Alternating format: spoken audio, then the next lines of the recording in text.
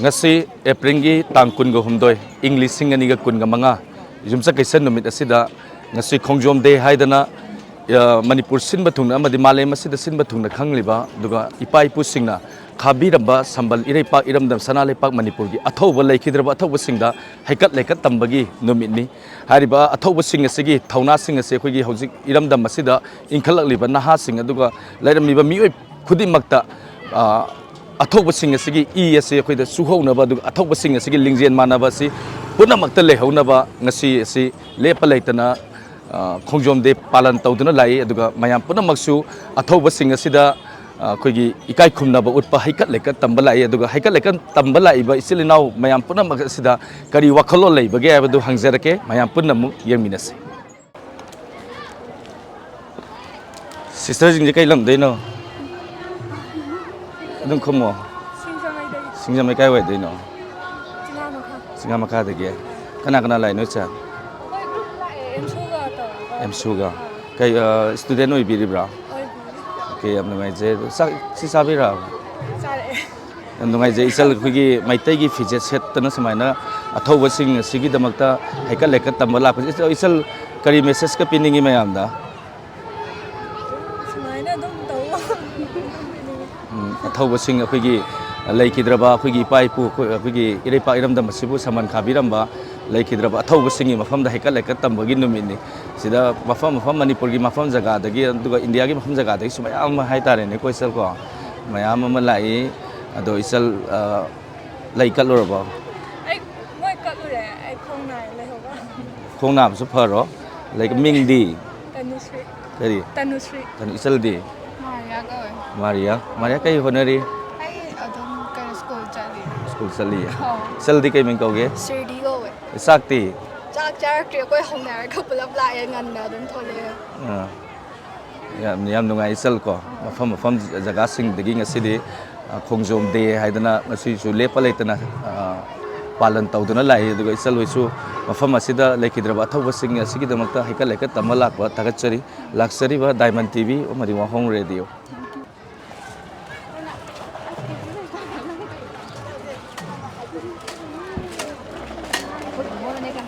Ima hoi kai lam deino Basikong dagi adum lapti laptre hojikti lambi ju pharabani na ko sumna abani da sum lapna sum ubene dum ngasi ai sum hang ke yam lu bana te ma ko ngasi se 23 April khongjom de athoba sing laikhidaba numit masa masu le hori ba khoi mayam ngasi di mafam masida laktan haikal laikat mi ma ado kari ga phawi thamoi da like ninga ban adi ne isat lai kat padane adi pita ko khangau gre adi moi lai ram bagi koi se le hingi ni ko kai khallu badane wakhan se na puni nung si do aina ne nuai ta ba makatang hayo hare ga dine akoi lai pham je akoi gi kai no ne ba lan pham du ning sing ba thorom ne ba sidai da ne akoi gi ne harau ku mai oi no thok ba photo ka pa sai chak chang ba heta maring marang bu se si matang di nuai te yam chumi ma ko laikhidraba athoba manungi atra manungi thimdi laikhidraba athoba singdu ningsingaga makoida leiramiba unity do khoida su leigadaba adu tamnaba tausi hairaga itha irang da oina lakpasida okay adu ima duga hogulaliba naha sing haitare iramdam masida leiriba naha sing loinana hoji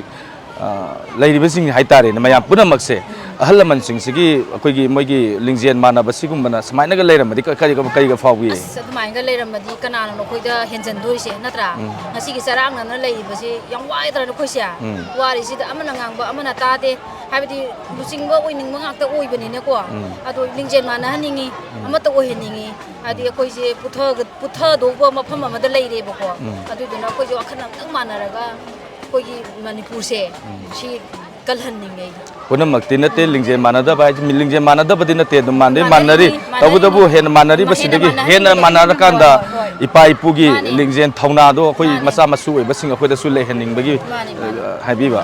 yam imai sa lakpi se sai sing eri sabi da mi kyam lakpi no mo taru mo gari wai la pro na tra isai gi yam ning manar lai na ku chai ju la e ko are de ne ne ai famdo koigi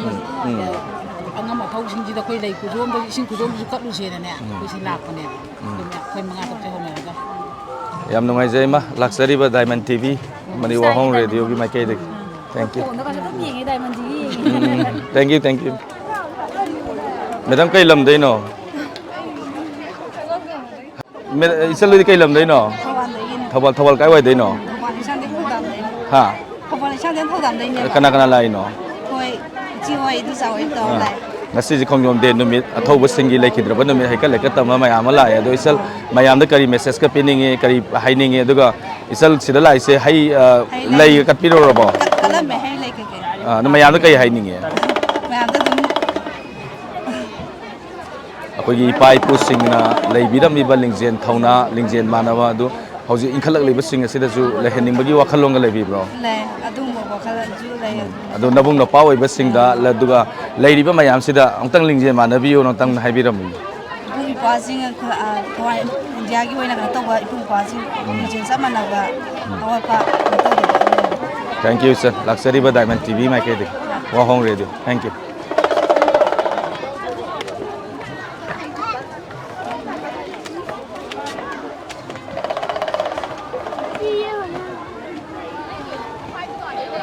Madam kay lam day no. ลังทวันเลย Ha. ลังทวันเลย Lang thaban se khongjom lang thaban no dira so kan se lang thaban no dur. Kana la pigi madam. ค่อยยูนิตที่46อะไรไม่ค่อยกำมันแล้วก็หลับ Aramai ka bandaga. Ado hoji lai kat piro bo. กัดเลยด้วยกัน Min kay ka ubige. นนเชีย Osia thank you duga athoba sing asigi khongjom den no mit athoba lai khidra ba athoba sing asigi ningsing bagi haikal lekat tambalak pire duga mayam da kari message bibi ningi. Ado khongjom de se lak da kam do ubige sum yeng ma matam da kamai tawge kamai taw haningi. ไอ้กี่ดี first time เนี่ยบอกว่าสิไลเสียตัวก็ให้ดีมีแมมเสียให้ดีจุ่มดอกครามบากีหลักโหไอ้เนี่ยอุดบะให้ดีคงโจมเดเสียให้ดีมาว่าไงเด้อหลักมาชิงเสียให้ดีแต่ให้นี่ดุมหลักปีแล้วก็ดุมนิ่งชิงมาว่ามีเลยนะบอกว่าให้ดีอ่างกีให้ดีงาตั้งวารีข้างเติมอีกหลักอุดดุดุปามเดี๋ยวให้ดีวารีข้างก็ให้นิ่งชิงมาด Taseng na hoji hawala liba generation sida khongjom de se kai no khangda bi da koi boina lak pa do. โอเคละหันนิ่งแต่ให้ดีวารีไว้นะข้างก็ละหันนิ่งมาด Taseng na maki hai tar ga dinga se kari gi da makta palan tawi no har kan da athoba sing lai ki da ba makoi gi ningsing bo ina haikat lai ka tamba duga makoi gi lingjen mana ba makoi na utpidam ba thongna du am ka hena koi da su masa hoi ba koi da su lai na ba gi tamakta adu gi thim da la di pha ba ko งามก็สวยเกี่ยวกับให้ดีไอ้ดีว่าขั้นลงโดดทำไมนะองค์เนี่ยว่าให้ดีว่าดีข้างอะไรดีหลักของมุสิกาพัดก็หลักกว่านะครับ Ado madam kai ga phawi samai na khongjom de ahan ba samai na saru ya lak pa ไอ้ se ดีเอาฮาราวให้ดีไอ้ดูสมัยนะห้ามแบบ first time อวยแบบนี้นะกว่าจัดยิงก็สู้ไปเลยแต่บางทีจัดแล้วตัวผมมันไม่ต้องเลยบอกว่าคุยยูนิต46ไอ้บุ้มไอ้ป้อมแม่เสียสิ่งนั้นมวยนะคงโจมเดียจัดยิงร้อนหางไอ้ดูจัดยิงวันนี้นะงานเดียวต้องมีเชสทาร์กับไม้เป่าพร้อมน้ำมวยนะพูดอยู่ Thank you luxury ba diamond tv ma di wa hong radio gi mai ke de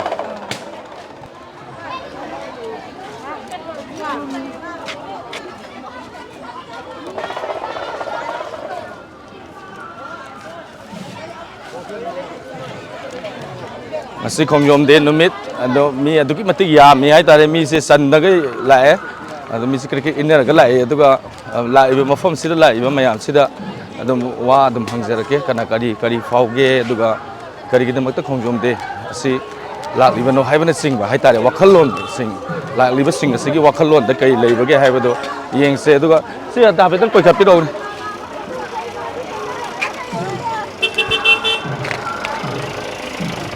Habis itu kau kalau semua mana?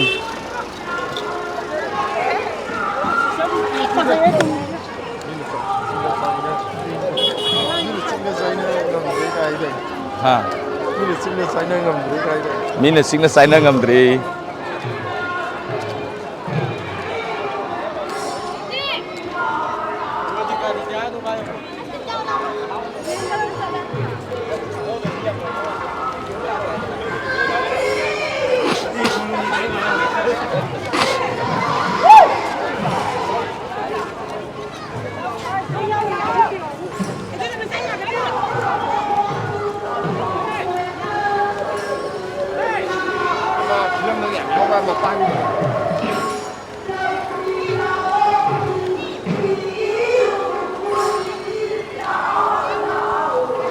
Mày đang ngặt tâm phăm dập ta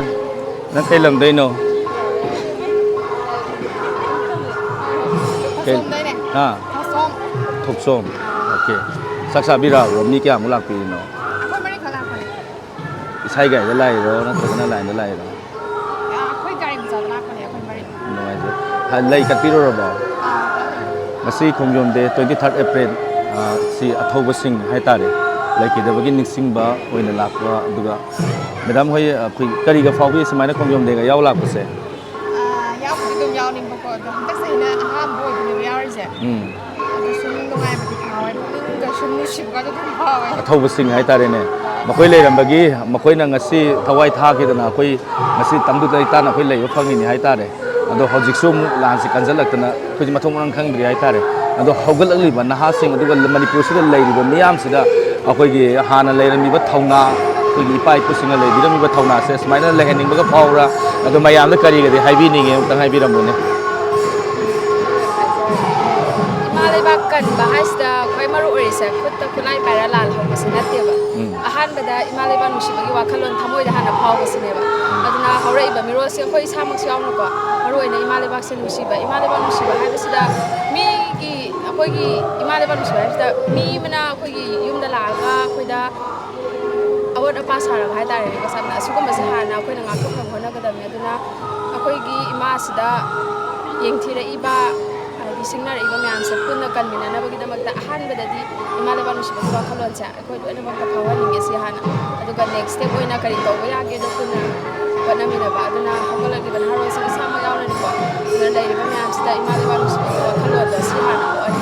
Yam sumba marik sumba wafam mai bi re aduga ire pa iram da masibu kan na ba hona ba matam da first ta khoi gi imala ba khana nusi ba ma darkar oye loina na auji khoi gi lingje manadri ba khoi gi tokai lai ri ba sing se punjan na ba hona ba da isan gi mot di kari ga piningi aduga mayam se pulak punjalan ni kan da punjalan ni bagi wakalong ga di lai bi ba punjan ba yam punjan hani nge punjan ba di mala ga khoi mete se punjan ba di wat wat ni ba aduna punna da punjan la ga amuk tang khoi punna bu hona mina tara ga di mitom na ka shu han je bang moi matamam da kulai matik chana para ba bi sing ba da thang den khatana hadi lan theng na ki ba mete ipai mu sing gi macha ma sunga ta ne khoi so duna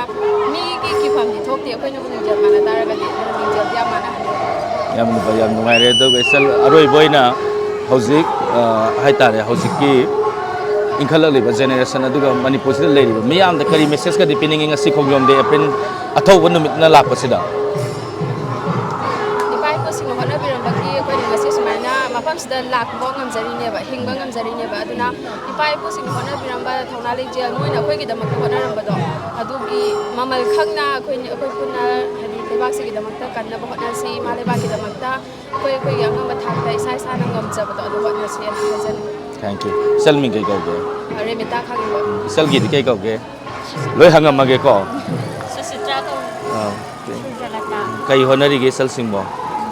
master waraga yam nu ngai ai ta re iram da masigi phije saksa khoi gi maitai nu pi mo oi bagi phijon set laga si ipai pu lai khidraba mafam asida lak ta na ipai pu sing ning sing boina haikal lega tam ba lak pase dugi mati nungai duga laksari ba si Diamond TV amani wa hong radio gi mai ke de thank you ya re ko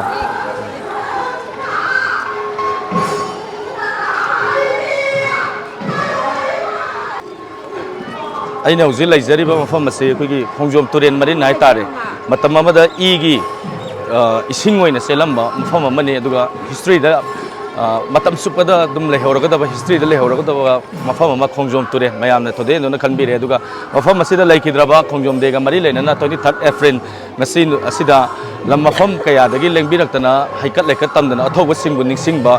numit ni haiba tai aduga khoi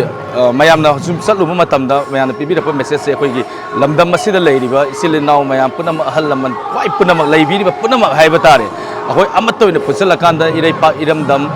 sanalai pak Manipur ipa singna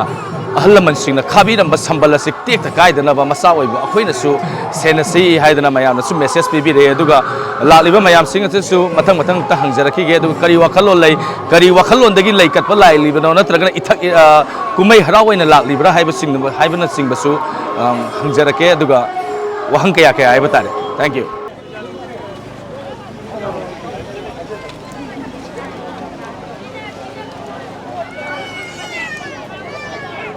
Madam is kailam day no. Seeing no. Can of the hungry. ꯆꯦꯟ ꯒꯤꯅꯣ ꯀꯩ ꯂꯝꯗꯩꯅꯣ madam ꯂꯝꯗꯤꯡ ꯋꯥꯡꯖꯤꯡ okay ꯀꯅꯥ ꯀꯅꯥ ꯂꯥꯛꯄꯤꯔꯤꯅꯣ ꯁꯤ ꯃꯌꯥꯝꯁꯤ ꯂꯥꯛꯏꯔꯣ ꯃꯤꯡ ꯇꯥꯏꯕꯤꯌꯨꯅꯦ ꯚꯨꯃꯤꯀꯥ ꯃꯤꯡꯁꯨ ꯌꯥꯝ ꯐꯖꯔꯦ ꯑꯗꯨꯒ ꯉꯁꯤꯁꯦ 23 ꯑꯦꯄ꯭ꯔꯤꯜ ꯈꯣꯡꯖꯣꯝ ꯗꯦ ꯏꯅꯛꯁꯨ ꯅꯛꯅꯔꯦ only 5 ꯀꯤꯂꯣꯃꯤꯇꯔꯅꯤ ꯍꯥꯏꯇꯥꯔꯦ ꯁꯤ ꯈꯣꯡꯖꯣꯝ ꯁꯤ ꯃꯐꯝꯁꯤꯒ ꯑꯗꯣ ꯂꯩꯒ ꯀꯠꯄꯤꯔꯨꯔꯕ ꯊꯧꯕꯁꯤꯡꯗ ꯍꯧꯖꯤꯛ ꯀꯠꯂꯨꯗꯣꯏꯔꯣ ꯑꯗꯣ ꯂꯩꯁꯦ ꯀꯠꯇ꯭ꯔꯤꯉꯩꯗ ꯋꯥꯍꯪ ꯑꯃꯅꯤꯗꯪ ꯍꯪꯖꯍꯧꯒꯦ ꯑꯗꯨꯒ ꯉꯁꯤꯁꯤ ꯈꯣꯡꯖꯣꯝ ꯗꯦ ꯑꯊꯧꯕ ꯅꯨꯃꯤꯠ ꯑꯊꯧꯕꯁꯤꯡꯒꯤ ꯂꯩꯈꯤꯗ꯭ꯔꯕ ꯅꯨꯃꯤꯠꯅꯤ ꯑꯗꯣ ꯊꯃꯣꯏꯗ ꯁꯨꯃꯥꯏꯅꯒ ꯂꯥꯛꯄꯁꯤ ꯀꯔꯤꯒ ꯐꯥꯎꯕꯤꯒꯦ ꯈꯣꯡꯖꯣꯝꯗꯦꯗ ꯂꯥꯛꯄꯁꯦ ꯑꯍꯥꯟꯕꯅꯦꯕꯀꯣ ꯌꯥꯝ ꯀꯩꯒꯤꯅꯣ ꯌꯥꯝ ꯅꯛꯅ ꯑꯍꯥꯟꯕ ꯑꯣꯏꯔꯤꯁꯤꯕꯣ ꯅꯍꯥꯟꯈꯩ ꯁꯨꯝ ꯅꯪꯗꯕꯗꯣ ꯀꯩꯅꯣꯗꯁꯨ ꯌꯨꯝꯗ ꯄꯥꯛꯅ ꯂꯩꯇꯕ ꯑꯗꯨꯗꯁꯨ ꯑꯗꯣ ꯍꯟꯗꯛꯅ ꯑꯍꯥꯟꯕꯅꯦꯕ ꯈꯣꯡꯖꯣꯝꯗ ꯌꯥꯎꯕꯁꯦ ꯌꯥꯝ ꯅꯨꯡꯉꯥꯏꯕ ꯐꯥꯎꯋꯦ ꯊꯃꯣꯏꯗ ꯃꯌꯥꯝ ꯁꯨꯃꯥꯏꯅ ꯎꯕꯁꯦ ꯑꯍꯥꯟꯕ ꯎꯏꯌꯦꯕꯀோ ꯑꯍꯥꯟꯕ ꯑꯣꯏꯕꯅꯤ나 ꯑꯗꯨꯗ ꯌꯥꯝ ꯍꯔꯥꯎꯕ ꯄꯣꯛꯄꯗꯣ ꯁꯨꯃꯥꯏꯅ ꯂꯥꯛꯑꯝꯒꯅꯤ ꯊꯥꯖꯔꯨꯗꯕꯗꯣ ꯇꯁꯦꯡꯅ ꯍꯥꯏꯔꯀꯥꯟꯗ ꯉꯁꯤꯒꯤ ꯂꯥꯛꯂꯤꯕ ꯈꯣꯡꯖꯣꯝ ꯗꯦ ꯍꯥꯏꯇꯥꯔꯦ ꯑꯗꯨꯒ ꯑꯊꯧꯕꯁꯤꯡꯕꯨ ꯅꯤꯡꯁꯤꯡꯕ ꯅꯨꯃꯤꯠ ꯑꯣꯏꯅ ꯂꯥꯛꯄꯁꯤꯗ ꯍꯩꯀꯠ ꯂꯩꯀꯠ ꯇꯝꯕ ꯃꯌꯥꯝ ꯃꯐꯝ ꯃꯅꯤꯄꯨꯔꯒꯤ ꯃꯐꯝ ꯀꯌꯥꯗꯒꯤ ꯂꯥꯛꯑꯒ ꯉꯁꯤ ꯍꯩꯀꯠ ꯂꯩꯀꯠ ꯇꯝꯕ ꯑꯊꯧꯕꯁꯤꯡꯕꯨ ꯅꯤꯡꯁꯤꯡꯕ ꯏꯄꯥ ꯏꯄꯨꯁꯤꯡꯕꯨ ꯍꯥꯏꯕ ꯇꯥꯔꯦ ꯑꯗꯣ ꯈꯣꯡꯖꯣꯝ ꯗꯦꯅ ꯂꯥꯛꯄꯁꯤꯗ ꯂꯝꯗꯝ ꯑꯁꯤꯗ ꯂꯩꯔꯤꯕ ꯏꯆꯤꯜ ꯏꯅꯥꯎ ꯃꯌꯥꯝ ꯄꯨꯝꯅꯃꯛꯇ ꯀꯔꯤ ꯃꯦꯁꯦꯖ ꯄꯤꯕꯤꯅꯤꯡꯉꯤ ꯀꯔꯤ ꯍꯥꯏꯕꯤꯅꯤꯡꯉꯤ ꯂꯝꯗꯝ ꯑꯁꯤꯗ ꯂꯩꯔꯤꯕ ꯏꯆꯤꯜ ꯏꯅꯥꯎꯁꯤꯡꯗ ꯅꯨꯡꯁꯤ ꯆꯥꯟꯅꯕ ꯍꯥꯏꯗꯤ ꯈꯠꯅ ꯆꯩꯅꯕ ꯌꯥꯎꯗꯕ ꯑꯩꯈꯣꯏ ꯑꯃꯠꯇ ꯑꯣꯏꯅ ꯍꯥꯏꯇꯥꯔꯦꯅꯦꯀꯣ ꯑꯗꯨꯒ ꯂꯣꯏꯅꯅ ꯑꯔꯣꯏꯕꯗ ꯑꯩꯈꯣꯏꯒꯤ ꯍꯧꯖꯤꯛꯁꯦ ꯃꯅꯤꯄꯨꯔꯁꯤꯗ ꯆꯍꯤ 2 ꯍꯦꯜꯂꯦ ꯇꯪꯗꯨ ꯂꯩꯇꯥꯗꯅ ꯂꯩꯕ ꯑꯗꯨꯒ ꯔꯤꯂꯤꯐ ꯀꯦꯝꯞꯗꯁꯨ ꯃꯌꯥꯝ ꯑꯃ ꯂꯩꯔꯦ ꯍꯥꯏꯇꯥꯔꯦ ꯑꯗꯨꯒ ꯑꯩꯈꯣꯏꯒꯤ ꯉꯁꯤ ꯑꯊꯧꯕꯁꯤꯡꯒꯤ ꯂꯩꯈꯤꯗ꯭ꯔꯕ ꯅꯨꯃꯤꯠꯅꯦꯅ ꯍꯩꯀꯠ ꯂꯩꯀꯠ ꯇꯝꯕꯗꯤ ꯂꯥꯛꯏ ꯑꯗꯨꯒ ꯑꯊꯧꯕꯁꯤꯡ ꯑꯁꯤꯅ ꯈꯥꯕꯤꯔꯝꯕ ꯁꯝꯕꯜꯁꯤꯡ ꯑꯁꯤꯕꯨ ꯇꯦꯛꯈꯤꯗ꯭ꯔꯥ ꯀꯥꯏꯅ ꯄꯥꯈꯠꯄꯒꯗꯤ ꯐꯥꯎꯕꯤꯕ꯭ꯔꯥ ꯀꯥꯏꯔꯛꯀꯗ꯭ꯔꯥ ꯀꯥꯏꯅ ꯐꯥꯎꯕꯤꯕ꯭ꯔꯥ ꯐꯥꯎꯋꯦ ꯃꯩꯇꯩ ꯃꯆꯥ ꯑꯣꯏꯔꯛꯀꯩꯗꯧ ꯐꯥꯎꯔꯣꯏꯗꯣꯏꯅꯣ ꯐꯥꯎꯋꯦ ꯍꯥꯏꯗꯤ ꯃꯩꯇꯩꯒꯤ ꯑꯃ ꯁꯤ ꯍꯥꯏꯕꯗꯀꯣ ꯊꯃꯣꯏꯁꯤꯗ ꯑꯗꯨꯝ ꯌꯨꯝꯗ ꯂꯩꯔꯒ ꯑꯣꯏꯔꯁꯨ ꯅꯨꯄꯤ ꯑꯣꯏꯅ ꯄꯣꯛꯎꯕꯅꯦ ꯅꯨꯄꯥ ꯑꯣꯏꯅ ꯄꯣꯛꯑꯝꯃꯒꯗꯤ ꯃꯌꯥꯝꯅ ꯂꯝ ꯉꯥꯛꯄ ꯊꯣꯛꯄ ꯑꯔꯥꯝꯕꯥꯏ ꯇꯦꯡꯒꯣꯜꯒꯩ ꯏꯕꯨꯡ ꯏꯄ꯭ꯋꯥꯁꯤꯡꯅ ꯊꯣꯛꯏꯕꯁꯦ ꯊꯣꯛꯑꯝꯒꯅꯦꯕꯀꯣ ꯅꯨꯄꯤ ꯑꯣꯏꯔꯨꯕꯅꯤꯅ ꯍꯥꯏꯗꯤ ꯂꯝ ꯀꯔꯤ ꯂꯥꯟ ꯇꯧꯔꯤꯕ ꯃꯐꯝꯗ ꯆꯪꯕꯁꯨ ꯆꯠꯄꯁꯨ ꯌꯥꯗꯕ ꯑꯗꯨꯃꯥꯏꯅ ꯇꯧꯕꯅ ꯅꯨꯄꯤ ꯑꯣꯏꯅ ꯄꯣꯛꯑꯝꯕꯁꯦ ꯁꯨꯝ ꯅꯨꯡꯉꯥꯏꯇꯕꯗꯣ ꯐꯥꯎꯋꯦꯕꯀꯣ ꯂꯥꯟ ꯌꯥꯎꯅꯤꯡꯕꯗꯣ ꯑꯗꯨꯒ ꯌꯥꯝ ꯅꯨꯡꯉꯥꯏ ꯏꯆꯜꯒꯤ ꯊꯧꯅꯥ ꯌꯥꯝ ꯊꯥꯒꯠꯅꯤꯡꯉꯥꯏꯅꯤ ꯑꯗꯣ ꯑꯔꯣꯏꯕ ꯑꯣꯏꯅ ꯋꯥꯍꯪ ꯑꯝꯇ ꯍꯪꯖꯒꯦ ꯏꯆꯜ ꯑꯩꯈꯣꯏꯒꯤ ꯍꯧꯖꯤꯛ ꯏꯄꯥ ꯏꯄꯨꯅ ꯈꯥꯕꯤꯔꯝꯕ ꯁꯝꯕꯜꯁꯦ ꯍꯧꯖꯤꯛ ꯅꯤꯡ ꯅꯤꯡ ꯂꯥꯎ ꯂꯩꯔꯦ ꯍꯥꯏꯇꯥꯔꯦꯅꯦ ꯑꯩꯈꯣꯏꯒꯤ ꯍꯧꯖꯤꯛ ꯊꯣꯛꯂꯛꯏꯕ ꯏꯔꯥꯡ ꯑꯁꯤꯅ ꯃꯔꯝ ꯑꯣꯏꯔꯀꯥꯟꯗ ꯁꯩꯗꯥꯡꯕꯅ ꯀꯩꯅꯣ ꯃꯄꯨ ꯁꯥꯔꯛꯀꯦ ꯇꯧꯔꯛꯄ ꯑꯗꯣ ꯍꯥꯏꯔꯤꯕ ꯁꯤꯒꯨꯝꯕꯁꯤ ꯉꯥꯛꯊꯣꯛꯅꯕꯒꯤꯗꯃꯛꯇ ꯑꯗꯨꯒ ꯂꯝꯗꯝ ꯑꯁꯤꯗ ꯂꯩꯔꯤꯕ ꯃꯌꯥꯝ ꯄꯨꯝꯅꯃꯛꯇ ꯀꯔꯤ ꯍꯥꯏꯕꯤꯅꯤꯡꯉꯤ ꯍꯥꯏꯗꯤ ꯍꯧꯒꯠꯂꯛꯂꯤꯕ ꯅꯍꯥꯔꯣꯟꯁꯤꯡ ꯂꯥꯏꯔꯤꯛ ꯀꯟꯅ ꯇꯝꯃꯒ ꯍꯥꯏꯗꯤ ꯏꯊꯛ ꯏꯔꯥꯡꯗ ꯇꯥꯎꯔꯒ ꯂꯩꯇꯕꯤꯗ ꯂꯥꯏꯔꯤꯛ ꯀꯟꯅ ꯇꯝꯃꯒ ꯑꯇꯣꯞꯄ ꯀꯩꯅꯣꯅ ꯖꯥꯇꯤꯁꯤꯡꯅ ꯍꯧꯖꯤꯛ ꯑꯆꯧ ꯑꯁꯥꯡꯁꯤꯡꯁꯦ ꯑꯣꯏꯔꯛꯄ ꯌꯥꯎꯔꯦꯗꯅ ꯑꯗꯨꯝꯕꯅ ꯑꯗꯨꯃꯥꯏꯅ ꯂꯥꯏꯔꯤꯛ ꯀꯟꯅ ꯇꯝꯃꯒ ꯑꯆꯧ ꯑꯁꯥꯡꯁꯤꯡ ꯑꯣꯏꯔꯒ ꯃꯅꯤꯄꯨꯔꯒꯤ ꯂꯝꯈꯩ ꯉꯥꯛꯄ ꯉꯝꯅꯕ